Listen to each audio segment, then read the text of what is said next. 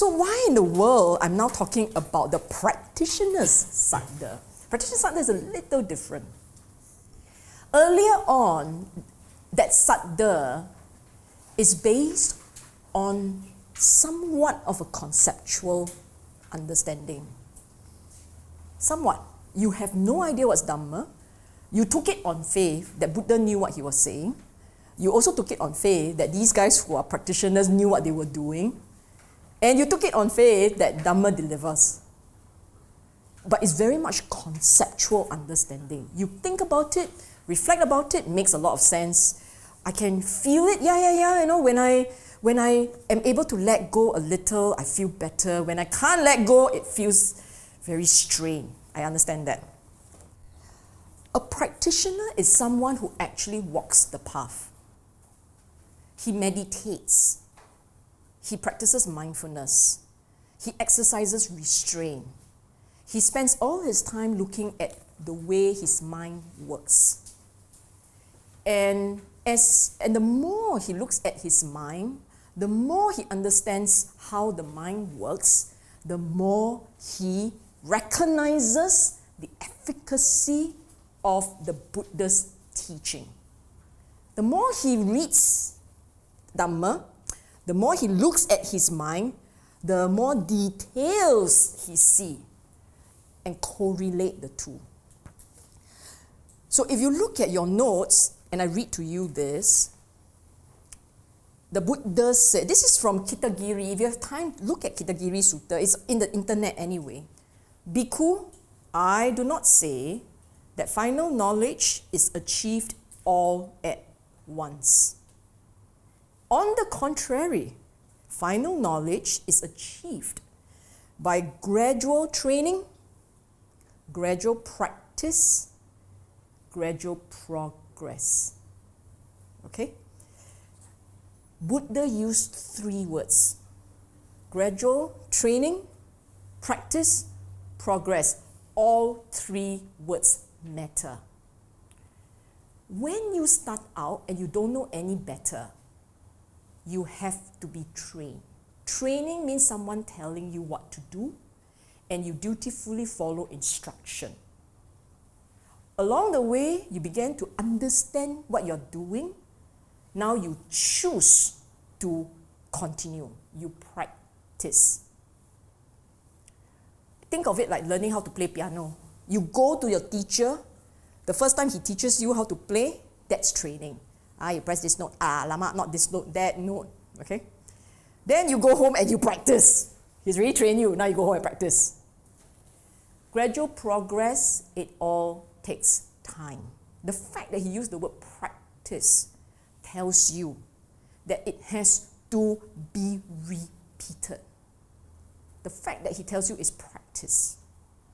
It's to be repeated. You've got to keep doing it until you get it right. And as you do it, you will notice you are changing for the better. Hence the word progress. Okay? And how does there come to be gradual training, gradual practice, and gradual progress? Here, one who has faith, Saddhā, one who has Saddhā in the teacher, bracket is unsaid, visits the teacher. When he visits, he pays respect. This part is important. When you visit, you pay respect. It tells you of a type of relationship. You can visit the teacher and say, hello, gong hei fa choi. That's not paying respect as such. But the very word, Buddha is very precise. You must follow exactly what he says, and then it makes sense. It's very cute. It's very precise. It's almost like he cannot be precise. So he's now being very precise. You go visit your teacher and you pay him respect. Straight away, the relationship here is established. In your mind, as you go to visit this chap, in your mind you say, I'm prepared to listen to what you say. That's, I bow to you because I recognize you know I don't. I recognize there's something you can teach me. I am subsuming, I'm pushing down my own ego. You can go listen to talk. Halfway through, you decide you know better. So yes, he's the teacher, but you ain't paying respect because your mind is shut down, right? You can go somewhere, and then suddenly this guy is saying, making a lot of sense, and your ears open, and you have all the respect. And once you have respect, your ears open, your heart open. That's the point, okay? When he pays respect, he gives ear. See that? You go visit, you pay your respect. When you pay your respect, you will hear. You will pay attention. One who gives ear hears the Dhamma. Can you see how precise he is now? Having heard the Dhamma. You see, that you're sitting down there listening doesn't mean you heard what I say. But if you respect me, you will try and hear what I'm saying. That's what he's saying. So because you heard, having heard, you memorize. Ancient time, bo pian must memorize.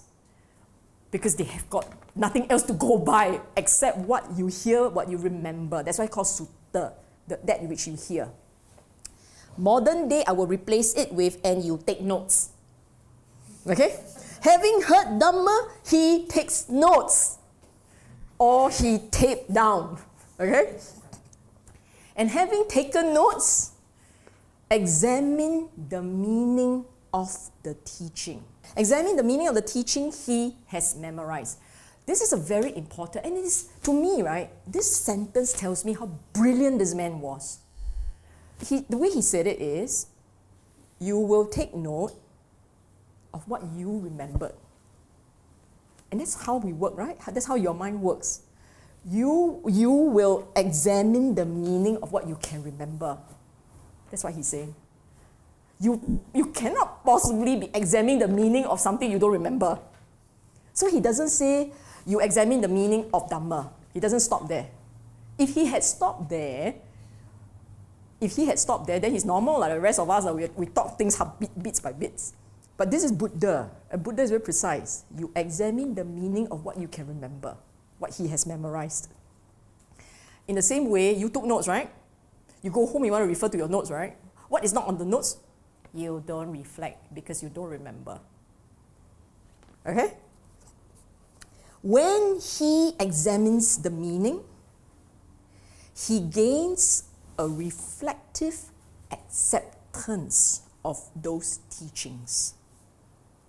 So you look at that meaning, reflective acceptance. You think about how it affects your life, and then you say, when he examines their teaching, he gains a reflective acceptance of those teachings.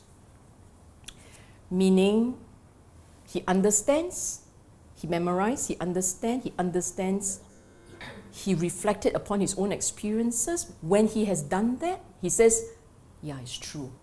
It's only when he said it is true that he accepts it. He now embraced the Dhamma, okay? And when he has gained a reflective acceptance, this is the part, zeal springs up in him. Basically, the energy surges, the enthusiasm. Yes, the Dhamma works. Yes, I can see the correlation between Dhamma and my life. You get so excited. You get so happy, okay? It's when this joy, this zeal, this enthusiasm surges up that you want it. You apply will. He applies his will. I want it. Okay? That's what it means. And then he scrutinizes. He strives. Scrutinizes. Okay, the word is a bit too big. Essentially, you continue examining it. The meaning, you reflect on your life. Yes, it works. Now let's think a bit deeper. This is when he goes into the anicca, dukkha, anatta already. He goes into the substance of the Dhamma. And as he looked at the substance of the Dhamma, he kept looking at the Dhamma and he meditates and he works hard at it. Okay?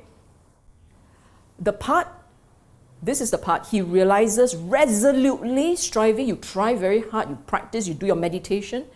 He realizes with the body the ultimate truth and sees it by penetrating it with. You see for yourself within your own mind how it works, how the Dhamma, as he had taught, how it works. Literally seeing it within your mind. Realizes with the body, from your form, your own, within yourself. The Dhamma, the ultimate truth. And you see only with wisdom. Ultimately, it's with wisdom. You set off with faith, you end off with wisdom. The ultimate penetration of Dhamma is always with wisdom. From whatever route that you enter by. Because ultimately you have to see how it works and you understand this is how it works. Okay? Kitagiri Sutta, Buddha talks about the 7 kinds of individual, okay? 7 types of people to be found existing in the world. What 7? They are the one individual liberated both ways. One individual liberated by wisdom. These 2 guys are arahants, okay? I need the arrow that points to the word arahant, okay? And then you have a body witness, one attained to view, one liberated by faith, a Dhamma follower, a faith follower, okay? And of course, this is where I lost everybody, but never mind, we'll just go step by step. You don't need the rest, because they are all about liberation. One day we'll talk about that, but not today. Instead, I want to highlight this part, okay? What kind of individual is liberated by faith, by Saddhā? Here, a person does not contact with the body. Does not contact with the body, meaning this chap has no deep meditation. No deep meditation. Abide in those, he can't do this. Okay, he can't do this. That means he has got no deep meditation. But some of the taints are destroyed by his seeing with wisdom. The guy has no deep meditation, no arupa jhana. He has got no arupa jhana, no deep. Does not contact, this is rupa and this is arupa. Peaceful and immaterial, transcending forms. This is arupa jhana. But some of his taints are destroyed by his seeing with wisdom. The faith is planted, you plant and you sink in, rooted and established in the Tathagata. This kind of person liberated by faith, he still has work to do. That individual refers to these 3. He hasn't hit here yet. Some of the taints he saw some of the taints, it got removed. But he hasn't gone to the end. Okay? Seeing this road, okay. This guy, what kind of person is a faith follower? Ayo, like that. Here's some person. Again, there is no deep meditation. Does not contact the body, abide in those liberations that are peaceful and immaterial. Transcending forms. His taints are not yet destroyed. He's a normal person. Hasn't destroyed any taints. The other one says, some are destroyed. See that? This one say, they're not destroyed by his seeing with wisdom. But he has faith. And he has love. And because he has faith, he has, these are the indriyas, which is what was in your notes, the indriyas. Saddha, virya, sati, samadhi, panya. He's called a faith follower. He's got a lot of work to do. He's got a lot of work to do. But he will do it right. Okay? And how does he do it right? Make use of where he stay, the friends that he has. He continues to nurture the spiritual faculty, and then he can realize for himself with direct knowledge here and now, enter upon the goal, Nibbana. Do you understand this? So the second one is more relevant to this on this occasion. Essentially, what is said here,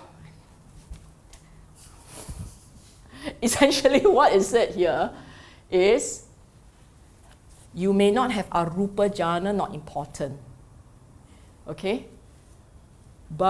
And you may not even realize, but you have faith. With faith and love. You have faith and you have love. Okay? Because of your faith and because of your love, you develop 5 qualities. You nurture it. That's why he said you nurture 5 qualities. So faith follower again, because he has got faith and because he has love, he will go and develop these faculties. And when he has developed these faculties, he will do these things. He will nurture his spiritual faculties. This is in the Kittagiri Sutta. You can find this on the internet. So if you don't have it here, no scared. You can always go onto the net and look for it. Okay? But the point that I want to make is this thing called the spiritual faculties. Basically what happens is you start off with faith. From faith, you develop energy. With energy, you sit, you meditate, and the wisdom arises. And it spins like that. It's a virtuous cycle. Okay? You start off with faith. Because of your faith, you are very enthusiastic. You will work hard. You will try. Buddha say can be done. I will try and do. I'll die trying. Then Buddha say must meditate. Okay, go meditate. Go meditate. Okay, you sit. You meditate. Your love, you see, your joy in doing it.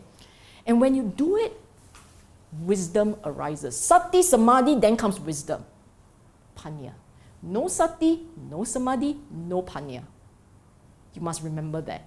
The cycle goes like this. So these individuals, when they set off, they don't have arupa jhana. They don't need meditation. They probably have only rupa, but no arupa. And this guy, this faith follower, may not even have meditation when he started out. But all he has is faith. He has faith. And with the faith, he believes, he reads, he wants to do it. And this is very important. You don't have to start off brilliant. You don't have to start off panya, so brilliant. You start off just simple faith. Okay? And then with the faith, it brings the joy, it brings the enthusiasm, the zeal. And then you sit, you must always sit and meditate. And then with those backing you, the panya will come. That's why Buddha calls it bala, a force, a power. Faculty is skill. Okay? When I say your mental faculty is the intellect, how smart you are, it's skill. So faith for a practitioner is not just a simple, I believe you. Faith for a practitioner is a tool. A tool. A tool that gets you to want to practice and keeps you at it. Because as I have always said, this journey is not easy. The more you look at the mind, the more you see the rojak inside there. Rojak still not so bad. It could be garbage. So it could be a very frightening place for some people. And so, with faith as your starting point, it does a few things for the practitioner. First, it gives you a very powerful conviction. I know this works. I have to keep going. It keeps you there. It makes sure you don't give up. That you won't give up. Okay? So the faith of a practitioner is the belief that it can be done. He said it can be done. I believe if I believe him, he said it can be done. It can be done. I must try. Try my very best. And you will also say that even if I die trying, I will try it. I won't give up. I will just continue, okay? The faith of a practitioner, which is very cute, this faith actually brings joy. Even for a practitioner, when you sit and you meditate, right? And you tell yourself, I love the Buddha must be right, I believe him. You say you're very happy. You're very happy, only your mind can concentrate. If you're not happy, trust me, if you're not happy, you sit, you get a headache. Or you give other people a headache. It's very normal, okay? It's very normal. The other thing about faith for a practitioner is, if you hear the correct Dhamma, when you're a practitioner, you know that. You hear the right Dhamma, because it starts to speak to you, it starts to resonate with you, you get even more enthusiastic, more excited. This is right Dhamma. Shiok only. You go. You see, why do I say that? If you, mathematics, it's my weakest subject, okay? When you don't understand mathematics, right, it's so annoying, it's so painful, it's so dukkha arya satya, right, it's so painful.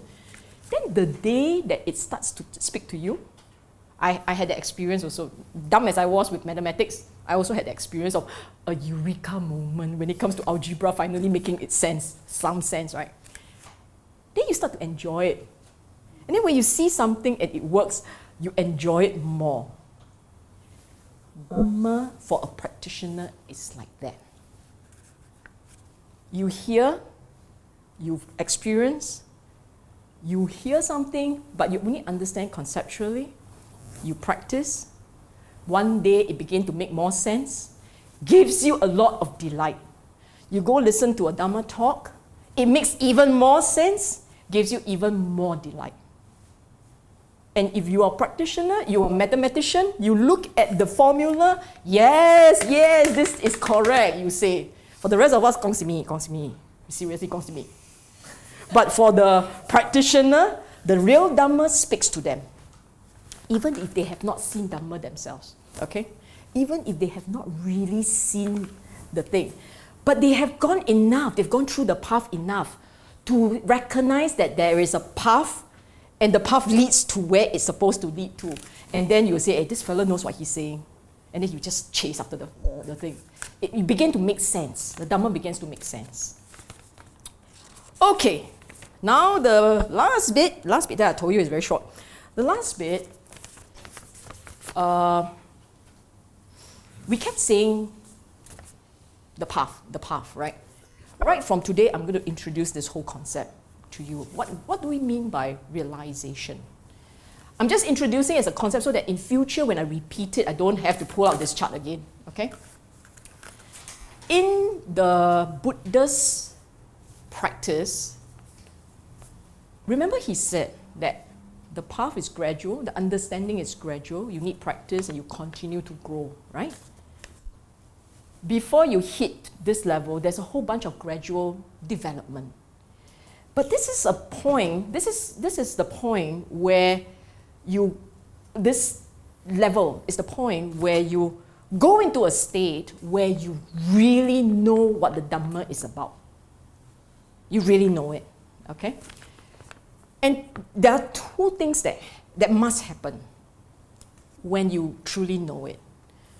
One is the way you see the world, the way you understand the world, and the way you understand Dhamma. And two is the way you behave, Vijja and Charana. It will always be like that. For all of them, as I've always explained, this is the one that is changed through wisdom. The rest are all practice. Okay? This is the one that changes through wisdom. Between one who doesn't understand and one who understands is wisdom. But once you understand, how you progress is practice. That's where it's a bit different.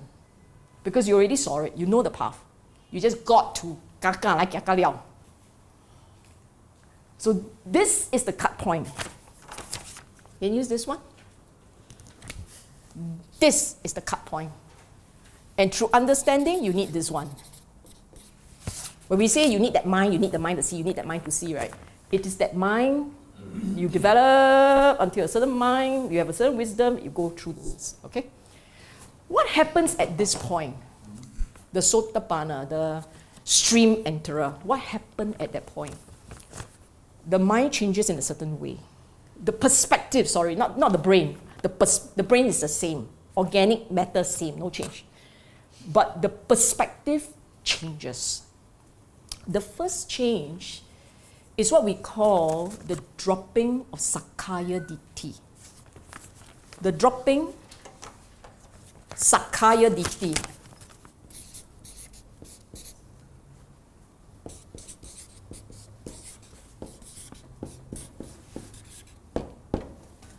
The word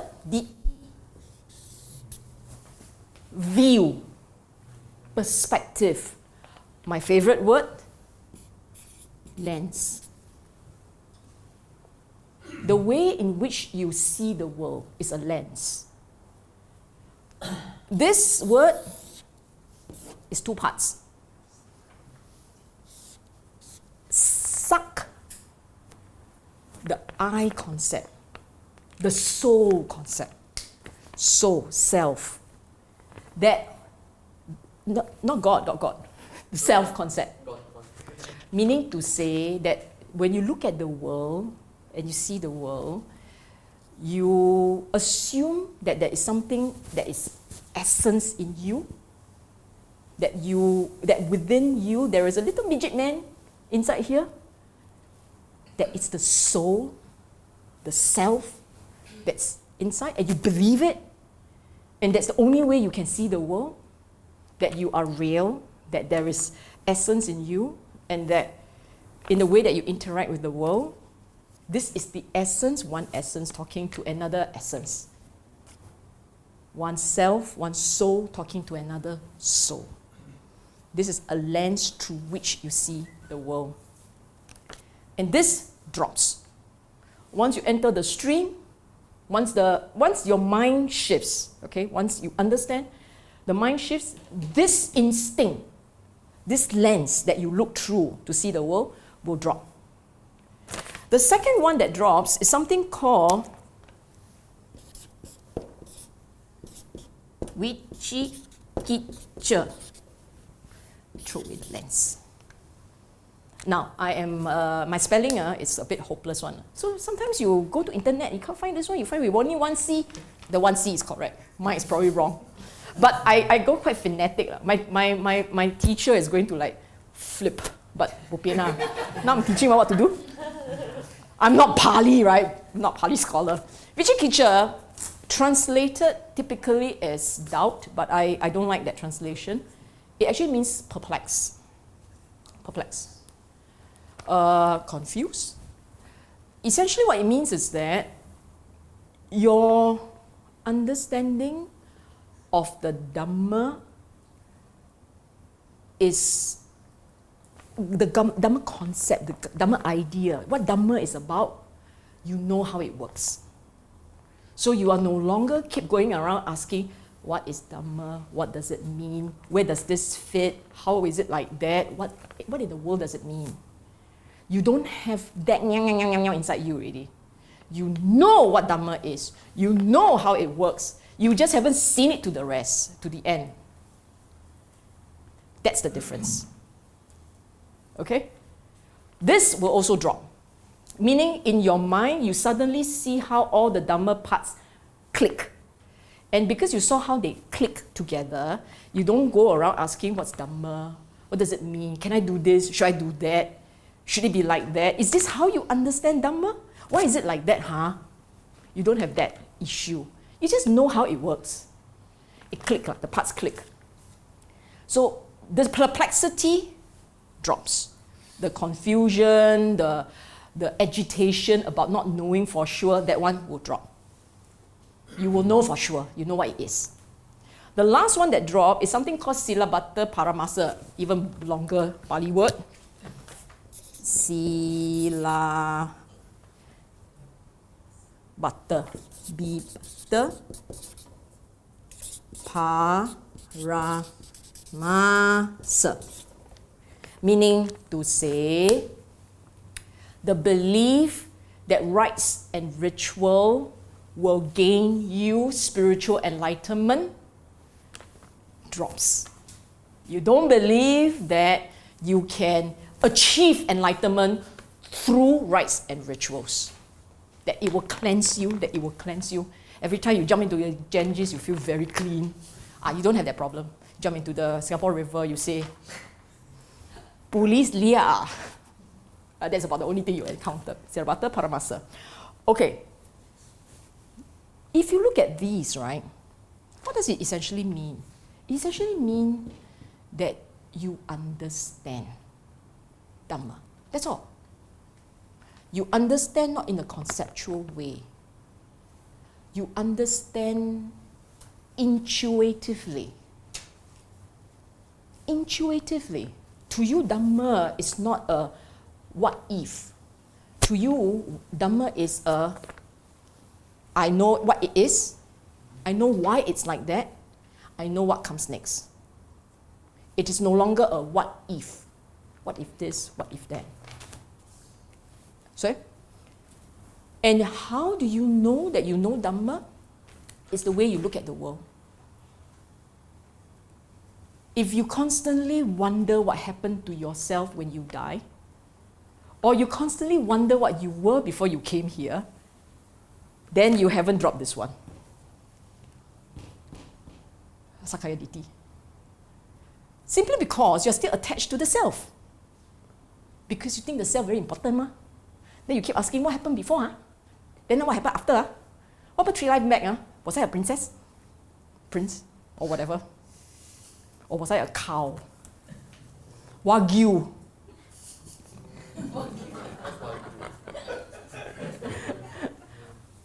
So as long as you're attached to being a Wagyu, then you still have Sakaya Ditti. You still have Sakaya Ditti. You have the I concept. So the I concept then will connect life to life, the instinct of that. Okay? And this, why is it Magga and Phala? This part is when you see how it is done. And this part is when you experience the enlightenment and rejoice in the peace that comes with this state of realization. This is knowledge. You see how it's done. You taste the fruit of it. Magga means path, Phala means fruit. Okay, example, you want to learn how to play tennis, okay? Then you stare, then you practice, you stare, you practice, okay? Then one day, right, eureka moment, you manage to hit the ball back. Because you see me no up, I tell you this one. You manage to hit the ball back, right? Go bop, and the thing went back, huh? The Magga, you realize the Magga, you know how to hit your tennis ball, the skill, you know the skill. And you play a game and you won. I'll trash you, man. My ego can't take it, so I will trash you. Okay, you manage to play a game and you taste the joy of knowing how to play it. Phala, get it? Like cooking, you learn how to make your curry puff. Then the thing doesn't rise. Try again, doesn't rise. And one day it rose. It actually rose. Maybe one half rose, the other half didn't rise. But to you, that's a eureka moment. That's the, I got it. I'm tasting it. You must eat the curry puff. You taste it.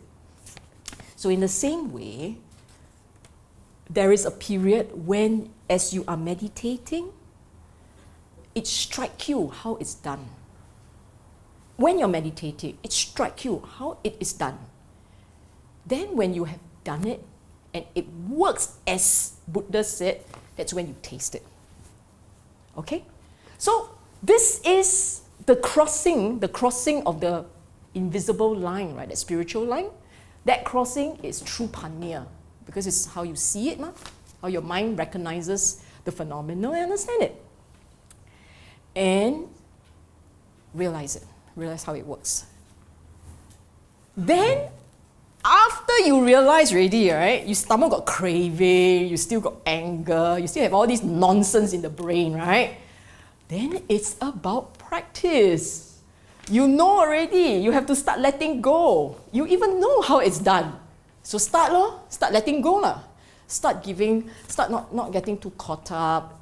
Start letting it be. Stop losing your stop having annoyance. You start to practice properly. Now you know how to practice, right? Ujucha sujucha. You know how to practice, right?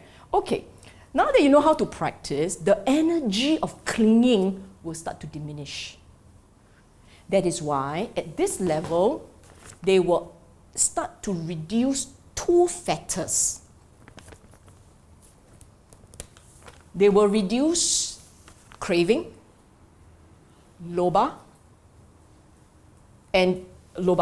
craving, greed, and they will reduce dosa, ill will. Reduce only because you are learning to let go. The reason why it's reducing is because you're learning to let go.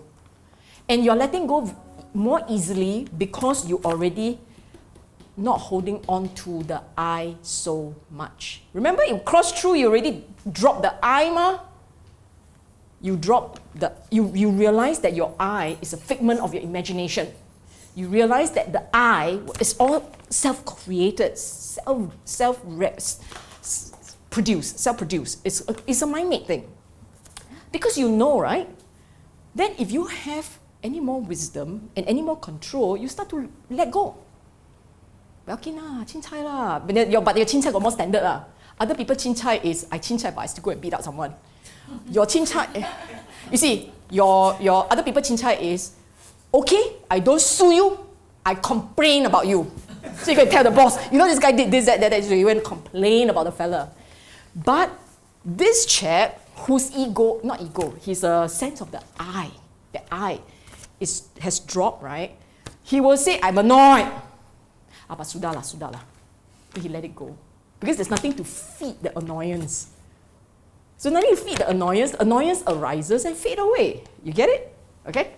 So then as you develop more and more, it becomes a habit of the mind to let go. As it becomes a habit of the mind to let go, as you see non-self more and more, you become an anagami. Because your gross loba and dosa, the gross one, drops completely. The gross one. What do I mean by gross? You see, when we are attracted by form, by smell, by taste, by touch, those are gross. But meditation, I forgot to tell you one thing. Once you enter the path, you can be very addicted to meditation. The moment you go through here, right, you want to meditate all the time because this is where you're most peaceful. In the meditation, you're most peaceful. It's very weird, but yeah, it's like that. So anagami has a very subtle form of attachment. The attachment is not on the gross thing, the attachment is on the meditation. They are still attached to the meditation, to the rupa jhana, to the arupa jhana. Okay? And the anagami then has to die already, go heaven, go to their pure abode, and then over there, they will meditate on and let go of that one also. The attachment to meditation.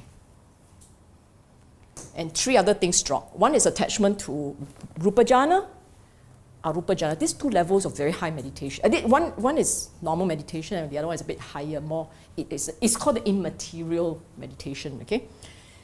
Then they also drop mana. At this level, the last level, they drop mana.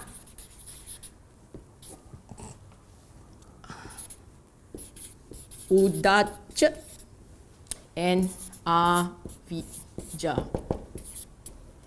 Ignorance. Moha, if you like. Mana, M-A-N-A, is the instinct of the individual to compare. If you like, ego.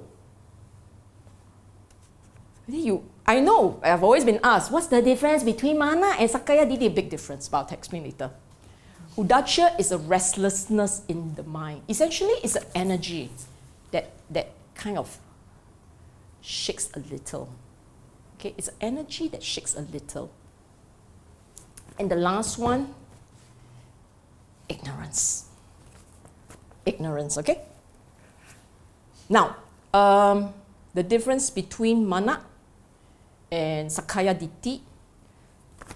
Sakaya Ditti is a lens, a perspective, a belief, a worldview. It's underpinning the way you see the world. It's underpinning it. It's right at the bottom. You may not even be conscious of it. When you're eating, I am eating. When I'm listening to music, I am listening to music. Underpinning all our experiences, there is an I. And it's the sense of the self and essence, that sense of it, underpinning it. That is Sakaya Ditti. But if that drops, you don't have that belief anymore. Because you've seen anatta, which is selflessness. You've seen anicca, which is impermanence. You've seen all these things. It is possible for the mind to switch and say, there is no such thing as an I. There's no I. There's no self. But there is an energy that will surge up when you compare. It's just an energy. It's like anger. It's an energy. It's a sensation. So someone says, I look more handsome than you. Sime. Sure. Are you even sure? You know, your mind goes like that, right? But then you say, there's no I. Let go. See that? You can say instinctively, right? Someone say, I'm smarter than you. Really? You sure? Then, but there's no I, what? Sudah. So you let it go. You see that? You don't see that. You see that? That's the difference. One is the instinct, your underpinning perspective. The way that most people are today, the way the world is today, whatever that they do, underpinning it is an I. I'm special. Yes, I. When I die, you must do the following things for me.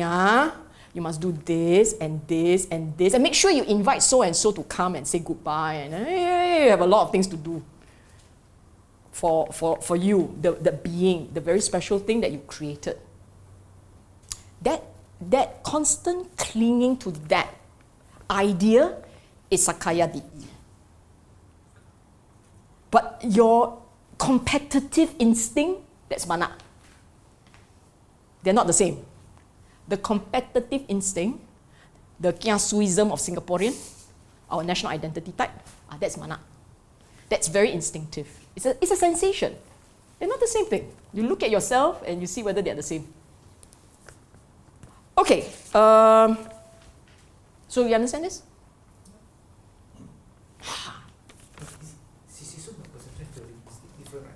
Huh? Very different. The Arahant has absolutely no sense of I, mine, and self. Absolutely no sense. No comparison. No nothing.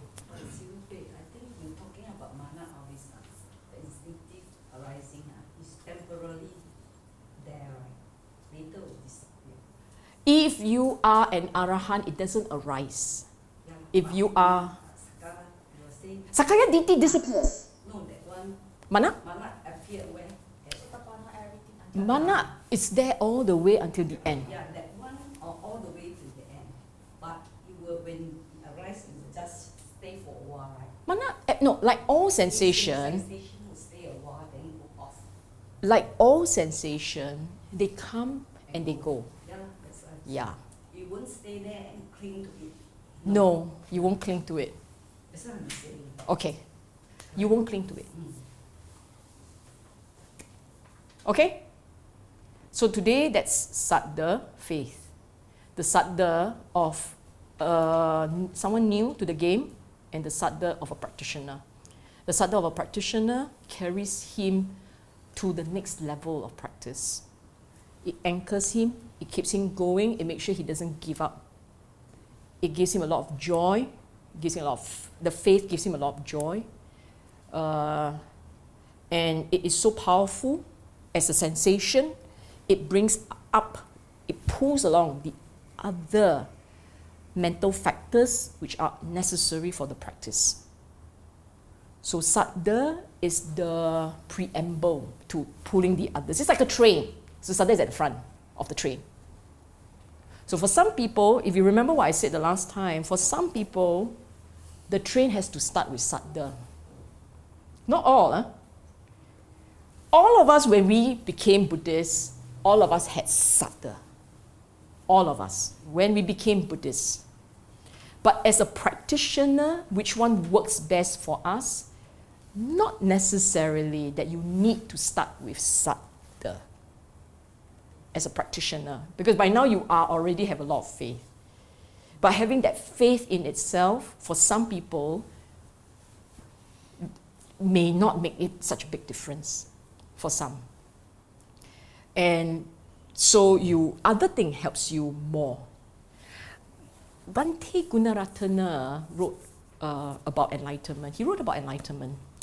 And it was very interesting. He made this point. He said that someone with Saddha as the driving force is likely for his fetters, these are called fetters, for the fetters to drop. The one with Saddha, this guy will drop first. The perplexity, the doubt will be the first to drop. And the one with wisdom, who's going to enter, who uses wisdom as his core driving force of practice, Sakkaya Ditthi will drop first. That's an interesting observation.